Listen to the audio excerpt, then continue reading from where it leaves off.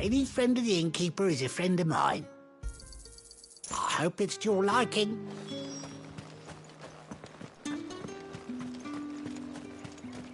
How the hell is anyone... Buy, sell, or be gone.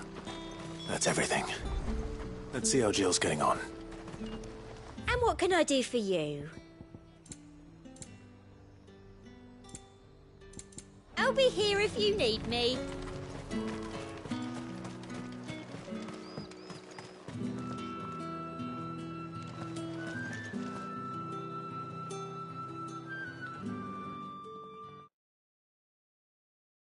Did you find everything? I did. Here.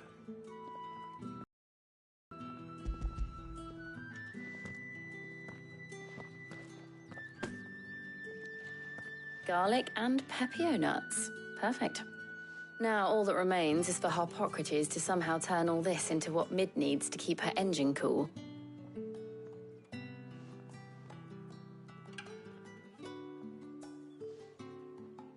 But before we head back, would you walk with me a while?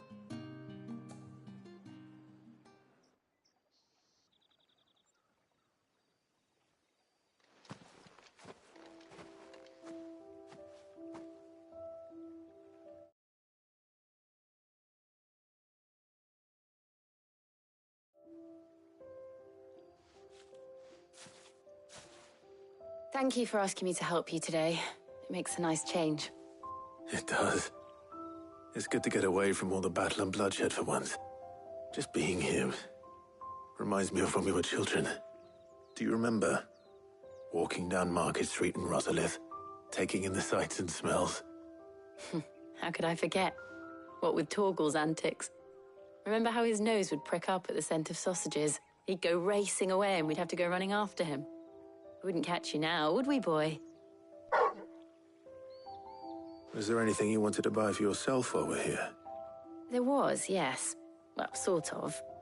Molly in the kitchens told me about a place that sells particularly good pies. Thought you might like to share one with me. I would. Thank you. And I saw some bread.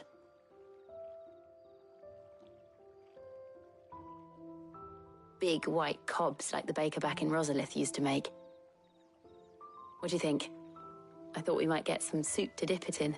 But then I tried a slice of the butcher's dry-cured ham and it was just... oh. You all right? Sorry. It's just... you're right. I really do feel like a child again being here with you.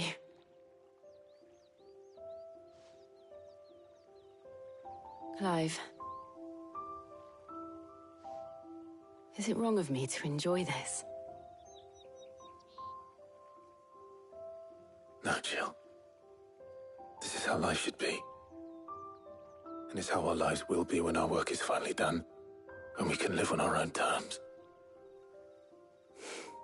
I hope so. Thank you, Clive.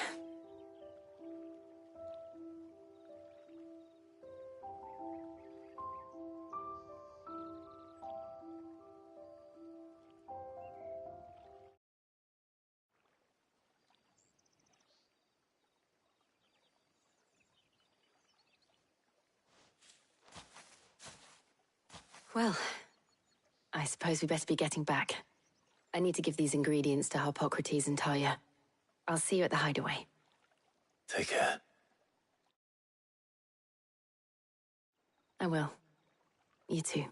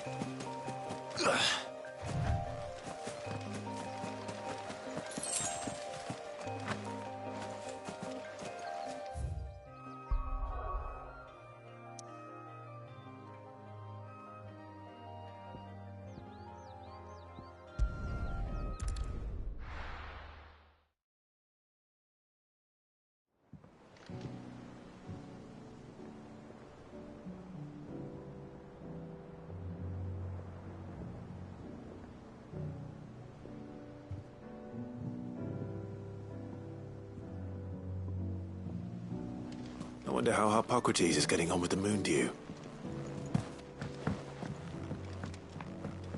Oh, her ship lies still in harbor, her soul sails on the main. The breath of age is at her back, adventure in her veins.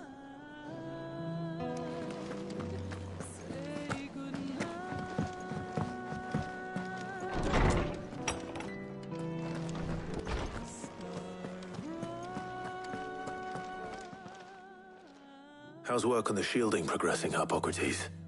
Well, very well indeed. And thanks in no small part to your kind assistance. I was just explaining to Tarja how we might best go about preparing the moon dew.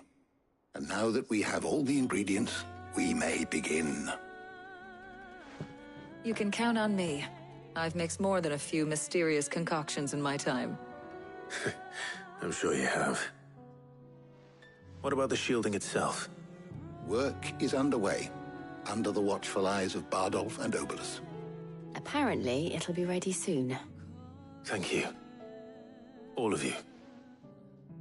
Right then. Jill, would you join me in the infirmary? Many hands make light work and all that. Of course.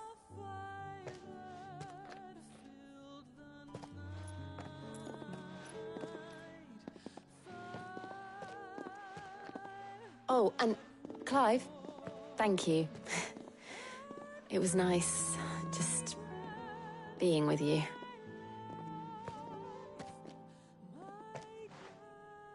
It appears our work here is almost at an end. A shame. I was enjoying playing the man of action for once. When both the shielding and the moon dew are ready, it will merely be a matter of applying the one to the other, followed by a rigorous process of testing and retesting. To warn young Mid of that. Leave it to me. Thank you, Hippocrates.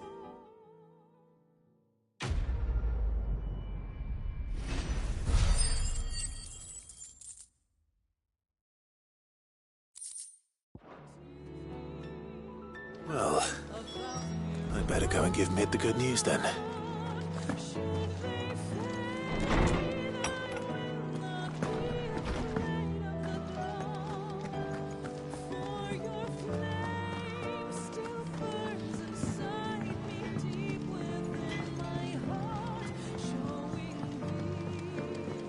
I went up to give some greens to the chocobo.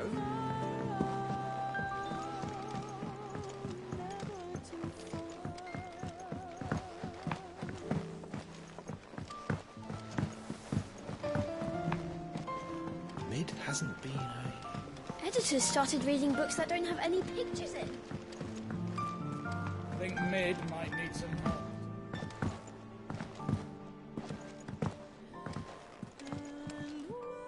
Sorry to keep you waiting, Mid.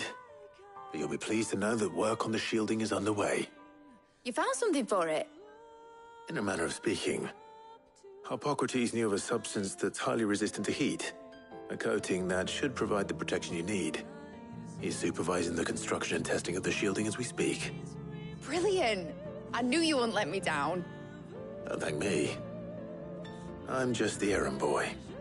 Right then, better start working out how to bolt all these bits together. To the Black Hammer!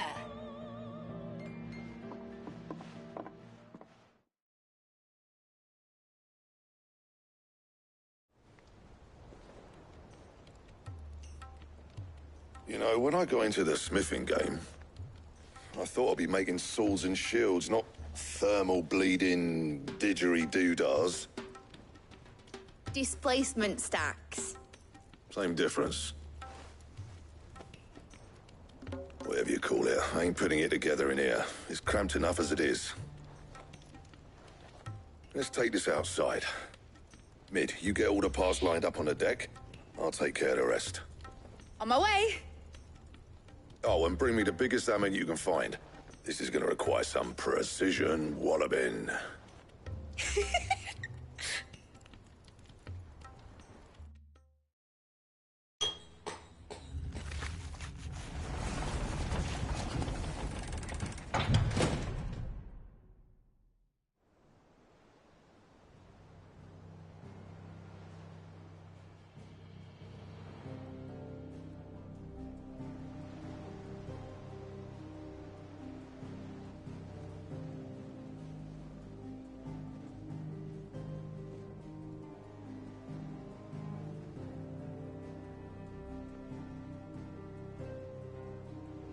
It's finished! It's finally finished! Thank fuck for that. I'll be feeling my hammer arm for weeks. Thank you, Clive, Blackthorn, everyone. That's one down and just 3 more to go. I'm sorry. Oh, didn't I tell you? The Enterprise has 4 mithril engines, and we'll be needing a displacement stack for each. You don't mean... Don't worry. Now they've got a finished one to work off, my gang in Canva can build the... Good luck. Wrestling for this elbow. Any other work comes in, keep it to yourselves, eh?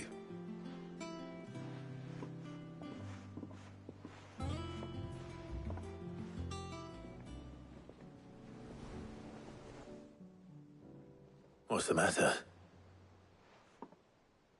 Nothing. Just daydreaming. Thinking about the Enterprise sailing off over the horizon to shores unknown. Searching for a land untouched by the Blight. Just like me and my dad planned.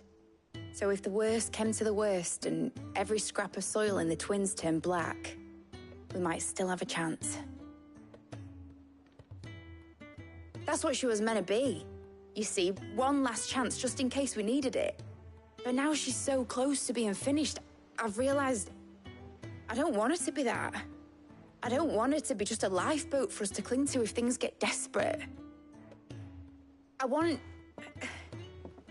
people to sail aboard her by choice, not from the lack of it. In a world where we're not just trying to survive, but where we can actually live. I'm working on that. And I'll do everything I can to get you what you want. Don't you always? All right. My mind's made up. As soon as the Enterprise is fit to sail, I'm putting her under your command. Sod our plans, I'm trusting in yours. Are you sure about this? Something tells me it's what my dad would have wanted. He'd be proud of you. You were gonna visit his grave, weren't you? I was. And you can come too now that your little project is finished. Right. There's just one thing I need to finish up first. Won't be a mo. All right. I'll let Otto know you're coming. Meet us in the mess when you're ready. Aye, aye, Captain.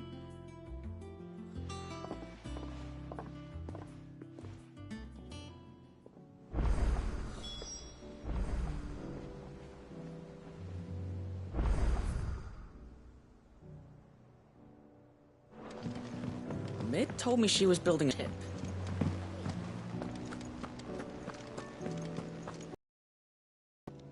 Oh, I wasn't expecting you back so soon. Here's everything we've received and everything promised. All yours. Best of luck out there, Sid. Fancy a look at the list, do you? Anything catch your eye? Think you can help?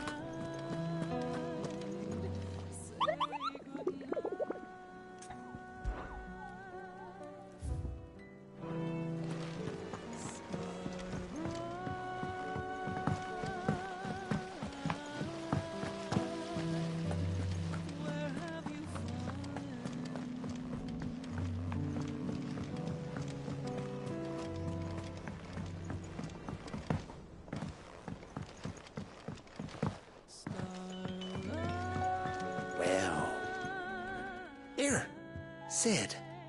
Reckon you might be just the man to help me out of a bit of bother, if you've a mind to.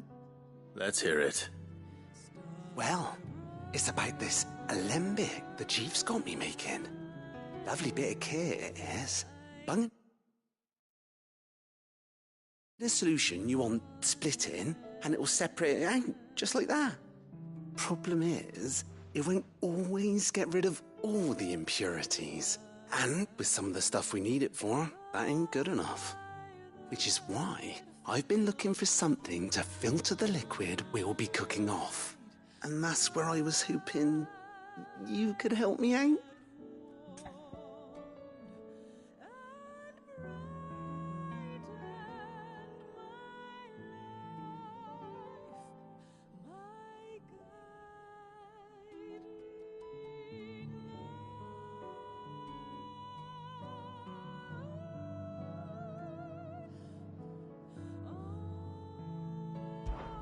I imagine Ty could get some use out of this alembic too. Distilling medicines and the like. All right. Why not? Proper job! So what exactly do you need for this filter? Nothing but bomb ash'll do, says the chief. Gave me a sample she'd obtained from the university stores. Couldn't believe my eyes. You pour the blackest blight water through it, and it comes out clear as a mountain stream. So, I did a bit of reading about where I might be able to get hold of some. And do you know what I found out? It's only the blimmin' bones of a bomb king. They leave them behind when they die, see? I take it that's where I come in. If you wouldn't mind. I saw a billet on the hunt board for one just the other day. Would have gone myself, but, well, fighting dirty great balls of flame ain't exactly my forte. You, on the other hand... All right. I'll see what I can do. Thank you kindly. And good hunting, eh?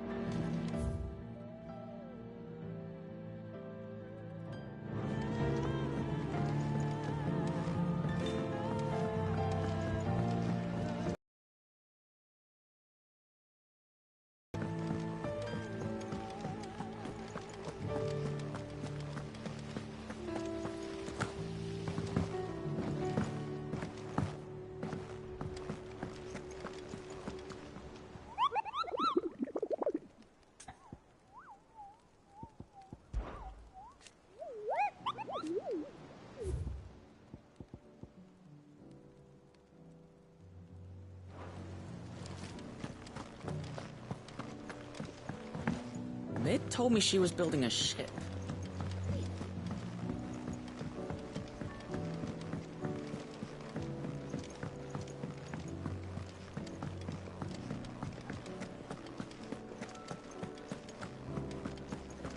He cracked the crystal too?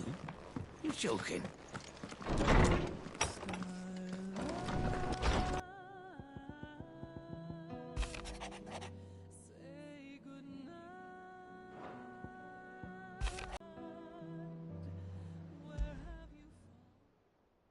Trouble with the ledgers.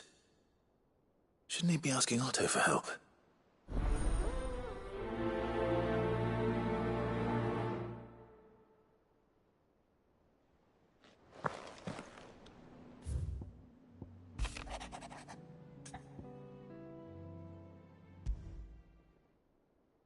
What could be wrong with Torgor? He seemed well enough when I last saw him.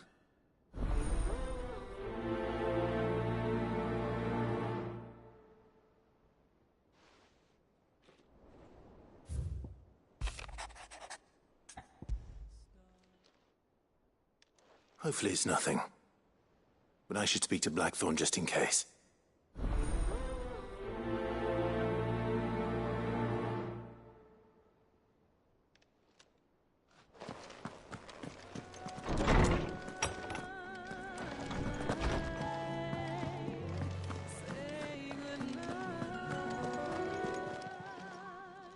I got your note.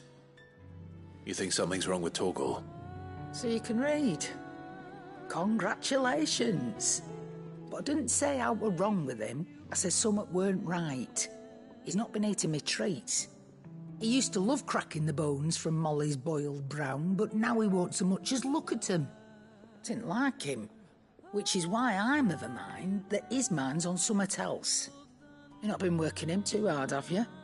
No harder than usual. Is that it, boy? Do you need a rest? What was it you said he was? A frost wolf? That's what the lawsman seems to think. Then maybe this all has something to do with whatever it is that's woken inside him. I suppose things have been different since Rosalith. Perhaps Hippocrates knows something. Instead of everything, you mean? Perhaps.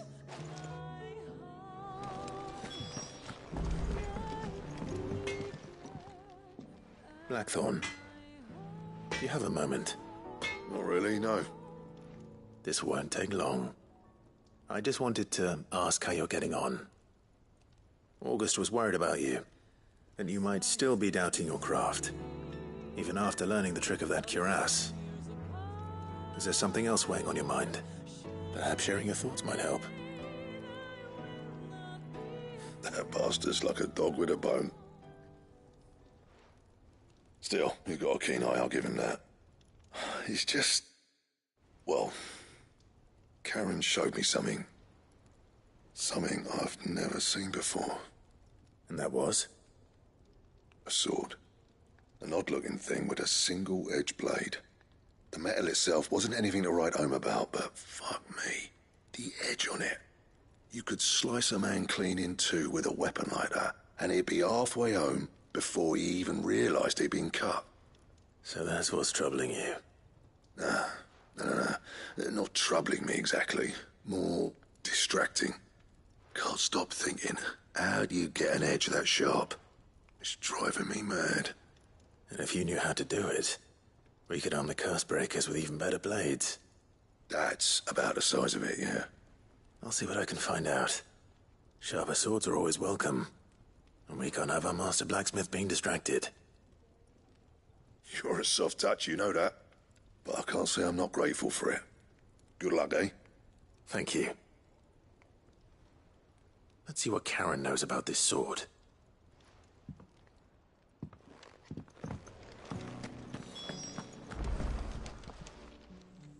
You're looking well, Karen. What do you want? Out with it. I want to know about the sword you showed Blackthorn. Single-edged and extremely sharp. Running around after him again, are you? I suppose I am, yes. But I need to help him find out how to work an edge like that. It's driving him to distraction. Little wonder, I suppose. There's not many like that make it as far as the twins, and those that do go straight into private collections. Which made it nice and easy finding a buyer. Can you tell me who bought it? Where is it now? You think I tell people who my clients are? Suppose you're not likely to go nicking him off me, are you now? Fine. If you stop mooning at me like that. Lord Ignac's the man you want. Dalmekian bloke. Collects weapons and the like. And he's got more money than sense, which is why he's one of my favourite clients. Reckon he'll still be at the inn in Dalamil, where I left him. Thank you, Karen. Oh, and he's a touch eccentric, if you take my meaning. I appreciate the warning.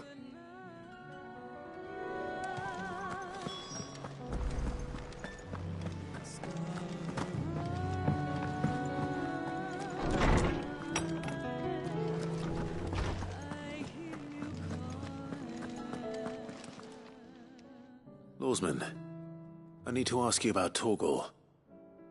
Something's not right with him. He isn't ill, is he? I don't think so. But according to Lady Karen, he seems to have lost his appetite, which is certainly a new development. She says he's hardly been touching his bones of late, and she believes it may have something to do with what happened at Rosalith Castle. I rather think she might be right, though not about his appetite. All canids are instinctively inclined to crack open bones for the rich marrow that resides within, and I see no reason why a frost wolf should be any different. Accordingly, I suspect it is not a lack of appetite that afflicts Torgal, but a surfeit of it. If we assume that his newfound magics require additional nourishment to sustain, it may well be that the bones Lady Karen is accustomed to providing are no longer sufficient. Frost wolves, after all, habitually prey upon far larger animals, whose bones may yield altogether different nutrients. As to where one might find a suitable substitute, some antelopes that graze the meadows of eastern Rosaria have been known to grow to a size more than double that of their lesser cousins. I don't recall ever seeing any that large. And little wonder. The oldest and largest such creatures rarely leave the safety of the highlands for fear of predators. The last elder antelope sighting I recall hearing about took place near Cressida, and that was long before the village was abandoned. Even so, it seems like a good place to start. Good hunting, Clive.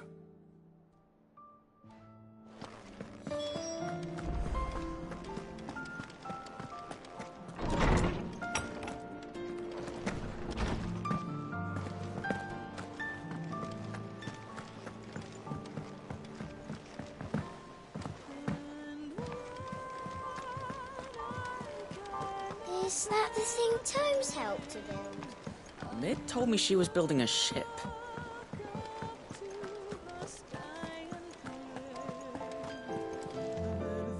Clive, did you get my letter?